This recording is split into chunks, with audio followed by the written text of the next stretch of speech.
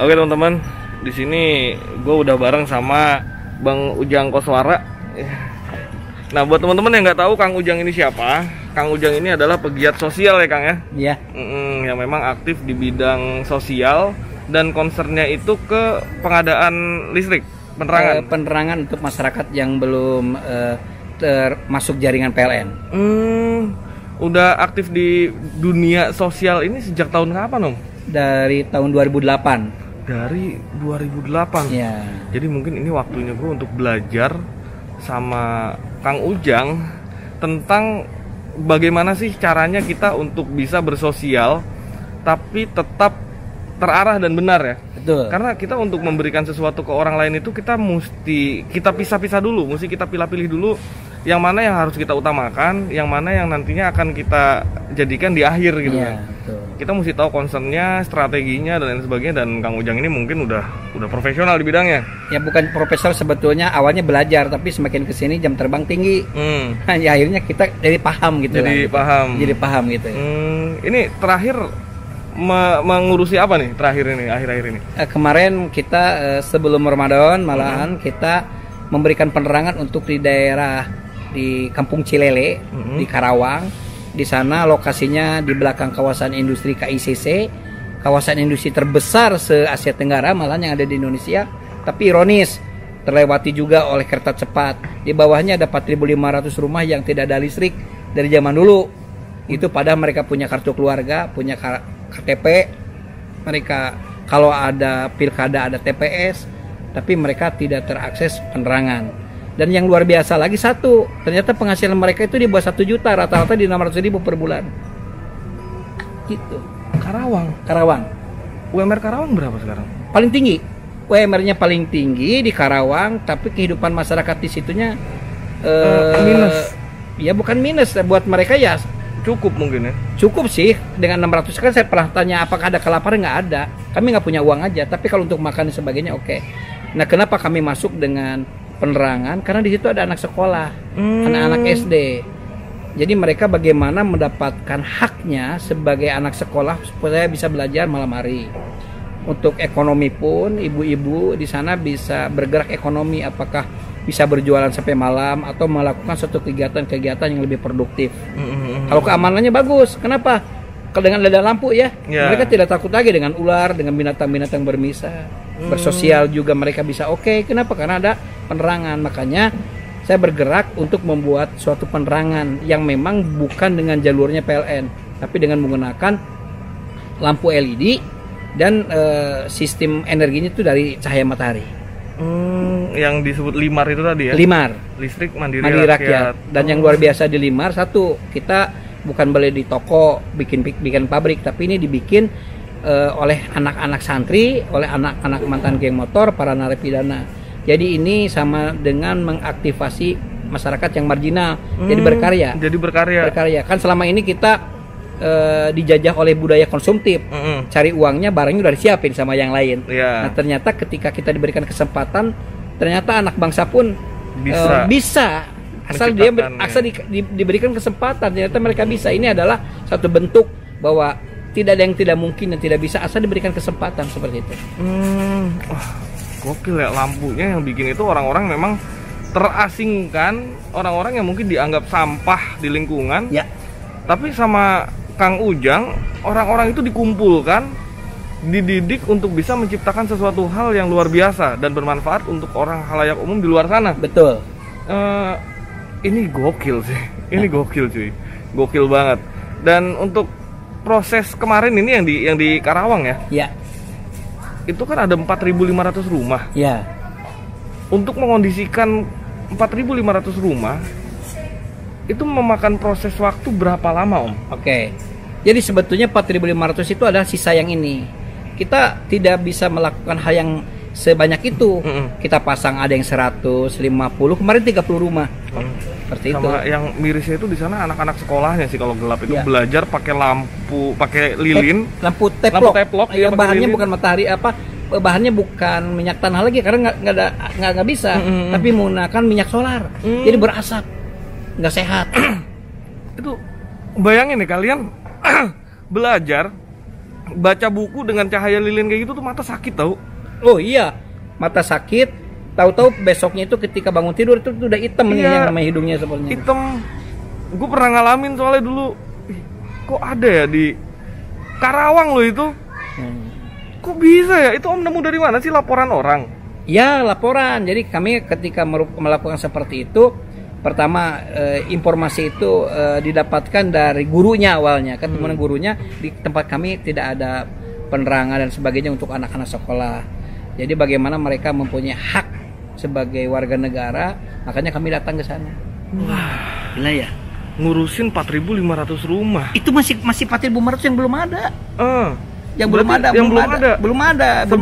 Berarti total itu ada berapa ribu? Ada 5.000 lebih lah. 5.000 baru kita intervensi kurang lebih 500 rumah gitu.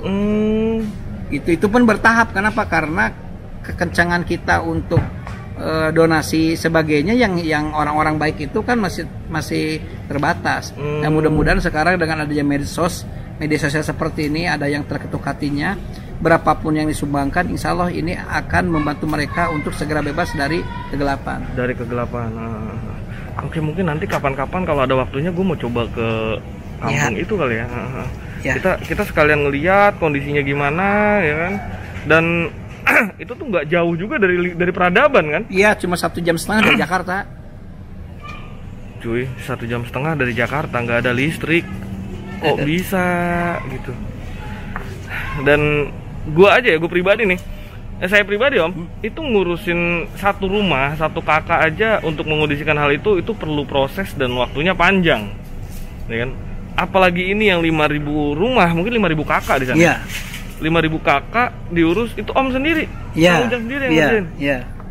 Ya, sendirian dengan tentunya dibantu kawan-kawan yang lain. Makanya kemarin kita membawa beberapa komunitas, misalnya ada Kuantum Wakaf. Kenapa? Karena mereka tuh punya komunitas, ingin berbakti kepada orang tuanya yang sudah meninggal dengan mewakafkan untuk memberikan penerangan buat masyarakat yang ada di Karawang.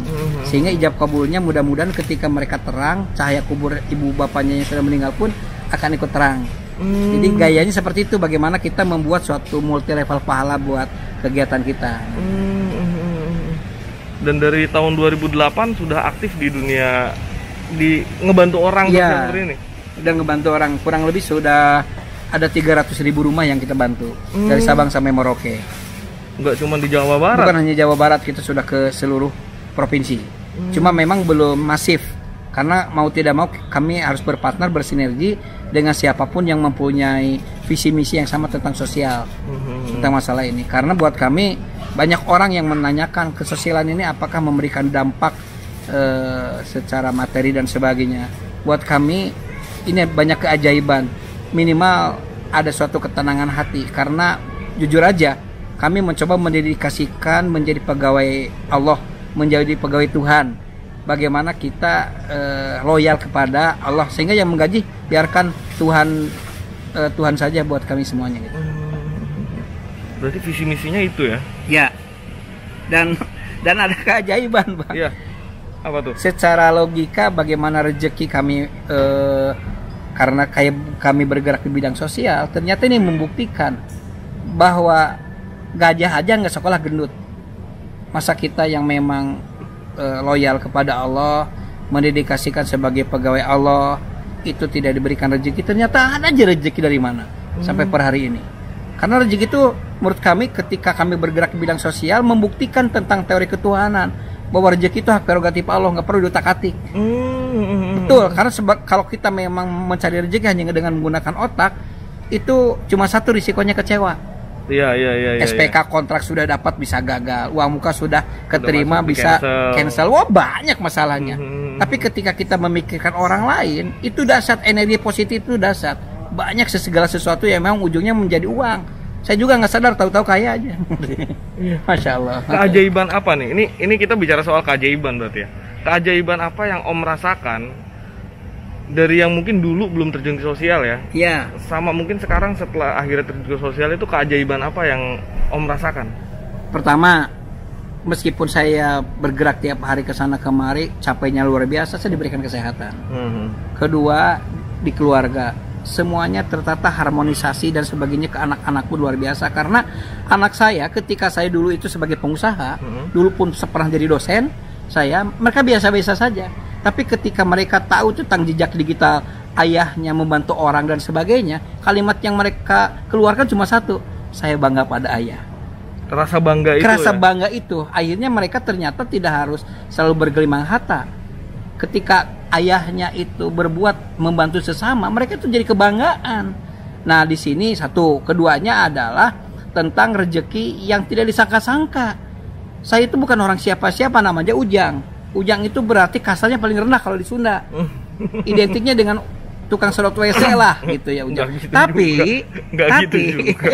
tapi per hari ini banyak para pejabat, kepala daerah dan sebagainya yang memang bersinergi dengan kami. Kenapa? Karena mereka pun memerlukan program yang konkret untuk membantu masyarakat. Ya gitu ya. Ternyata ada di kami. Salah satunya adalah dengan bagaimana menghadirkan cahaya buat mereka yang memang masih gelap. Seperti itu. Kayaknya cocok nih gua ngobrol sama Kang Ujang nih, karena kurang lebihnya kita punya sudut pandang yang sama tentang kesusahan orang lain. Dan banyak orang yang mungkin bertanya ya, Bang, kenapa sih lu sibuk untuk membahagiakan orang lain, nggak sibuk untuk membahagiakan diri sendiri? Jadi gini cuy, kenapa gue seperti itu? Karena gue tahu rasanya hidup susah tuh kayak gimana. Bener nggak? Betul, apalagi saya juga memang latar belakangnya dari kurang beruntung sebagai anak jalanan, kelas 4 SD datang ke kota, kelas 5 saya harus mencari nafkah untuk orang tua. Saya nggak pernah di rumah dan hidup di jalanan, dan saya bagaimana merasakan perihnya menjadi orang miskin. Seperti itu. Jadi apa yang saya utarakan itu adalah segala sesuatunya saya pernah mengalami. Sama seperti saya berbicara dengan seorang anak satu sudah pernah megang api, yang satu lagi belum. Ketika mereka saya tunjukin itu apa itu api, yang satunya meringis karena dia pernah merasakan, yang satunya oh itu mah panas biasa-biasa saja. Dan saya itu sudah merasakan seperti itu. Iya. Makanya gue nggak mau orang ngerasain sakit yang sama kayak gue. Gimana caranya? Ya kita diskusikan, kita obrolin, dan kita cari solusinya. Dan alhamdulillah hari ini gue dipertemukan dengan orang yang memang sama-sama pernah ngerasain rasa sakit yang sama. Ini mungkin Allah kasih jalan sih.